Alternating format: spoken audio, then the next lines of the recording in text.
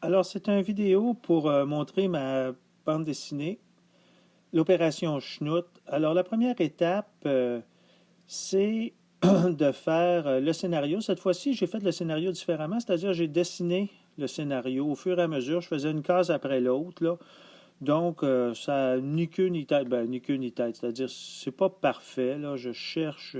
Je fais des études en même temps, des esquisses de personnages à travers tout ça. Bref, au lieu de faire un scénario, ben, j'ai fait une espèce de storyboard du premier coup. Les personnages ont beaucoup changé. Ça, c'est Torta et Ricky, deux sprouts, là. Mais vous allez voir. Des esquisses aussi. Donc, des anciens dessins tirés du monde des sprouts. D'autres esquisses pour chercher la personnalité des personnages, chercher les lignes de mouvement. Torta et Ricky, des études. Et puis, un personnage qui va devenir Rambi. Ça, ce sont les premières esquisses qui ont été modifiées par la suite. Bref, une case après l'autre, j'invente l'histoire, mais ça reste, même si ça n'a pas l'air d'un brouillon, c'en est un parce que d'une case à l'autre, c'est pas toujours 100% logique. Puis voyez-vous, j'introduis même à travers ça des pages d'esquisse. Je cherche aussi, alors, toutes les pages, là, donc, le scénario a été fait comme ça, qui n'est pas une façon traditionnelle, là, le premier jet du scénario. Là, j'ai un personnage qui va être beaucoup modifié dans la version finale. Même si ça paraît quand même assez bien comme scénario, là, quand on prend le temps de le lire, c'est pas tout à fait logique comme histoire, puis au niveau de la scénarisation. Bref, ça, c'est la première étape là, où je recherche mon histoire, où je trouve. Ici, j'ai fait une étude là, sur la page de droite de la temporalité, la séquence temporelle, parce que ça devenait assez compliqué au niveau du scénario. Donc, je me suis placé dans le temps là, avec cette étude-là. Dans la deuxième étape, c'est le vrai scénario. Là, suite à ma première étude, j'écris un texte. Ça, c'est la table des matières, là, les chapitres, qu'est-ce qui va se passer dans chaque chapitre, puis le découpage, qu'est-ce qu'il va y avoir comme texte. Puis là, sur cet imprimé-là, je refais d'autres esquisses, continue d'étudier les personnages, continue d'étudier les plans, les scènes. Je les numérote parce que quand je vais faire le final, il faut que je me retrouve, là, comment je vais faire la BD finale. Case 3, case 4, des études, le personnage, on voit qu'il change. Je fais d'autres esquisses. Toutes les étapes d'une BD me passionnent. Le scénario, les esquisses. Je me force dans les esquisses parce que j'aime ça. Après les autres étapes aussi, l'ancrage, le crayonné, l'ancrage final, etc.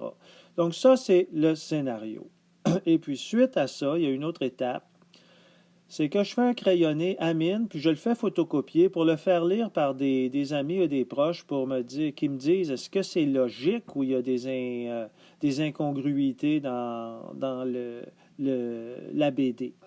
Alors là, sur la photocopie, je fais des petites modifications avant de faire les corrections, puis de faire les planches finales. Ça, c'est inspiré du village de Val-David en haut, la gare, les bâtiments, là, parce que c'est Val-du-Nord. L'histoire se déroule à Val-du-Nord. Là, on voit en bas Ramby, justement, avec son gros nez. Alors, on voit comment il a changé par rapport, on voit à gauche les études précédentes, là. Donc, dans BD Final, j'ai eu le temps de l'étudier, puis de le trouver, de le rendre plus intéressant à mon point de vue. Fait que c'est ça. Donc, pas mal d'études dans tout ça pour arriver à une BD finale. Surtout quand c'est la première fois que j'animais les sprouts avec des humains, là. Fallait que je trouve les personnages, leurs caractéristiques, leur psychologie, leur archétype qu'on peut dire. Torta et Ricky, ils sont bien, bien différents des premiers scénarios, là, des premières esquisses. Fait qu'il y a quoi, une cinquantaine de pages dans cette BD-là, l'opération Schnout. Voyez-vous comment Bob est différent, là, avec. Il y a juste un cheveu finalement en haut de la tête, puis un cheveu en bas. Au début, c'était un poilu, mais je trouvais qu'il était trop années 70, là, qui convenait plus pour une BD en 2018.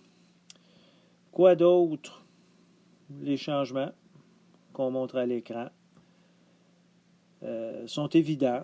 On peut pas, on peut pas nier qu'il y a une évolution dans le côté drôle du personnage. Après, l'autre étape, étape 6, l'œuvre terminée, le lettrage. Là, je fais le lettrage à main au lieu de prendre des lettrages. C'est plus compliqué, mais c'est plus vivant. Les lettres sont pas toutes pareilles. On peut les faire chanter, c'est-à-dire plus grandes, plus petites, etc. C'est sûr que quand tu as une faute d'orthographe, c'est plus compliqué. Il faut que tu ailles avec Photoshop, lettre à la fois. Mais je trouve que ça vaut la peine parce que ça fait partie du dessin. Puis enfin, la dernière étape, c'est tu t'amènes ça chez un imprimeur et tu l'imprimes. Il y a le montage, là, évidemment, dans Publisher ou InDesign, là, que tout artiste ou graphiste peut faire assez facilement. Donc, on voit, c'est réduit, les planches sont réduites à peu près à 60%. C'est ça qui rend la plus belle qualité pour une BD. Alors, c'est l'étape finale. Et puis, tout est en noir et blanc. C'est une question de prix, évidemment, sauf la page titre. Ça rend ça plus abordable et plus réalisable. Et ben, voilà l'étape finale. Le livre est imprimé et on n'a plus qu'à le distribuer.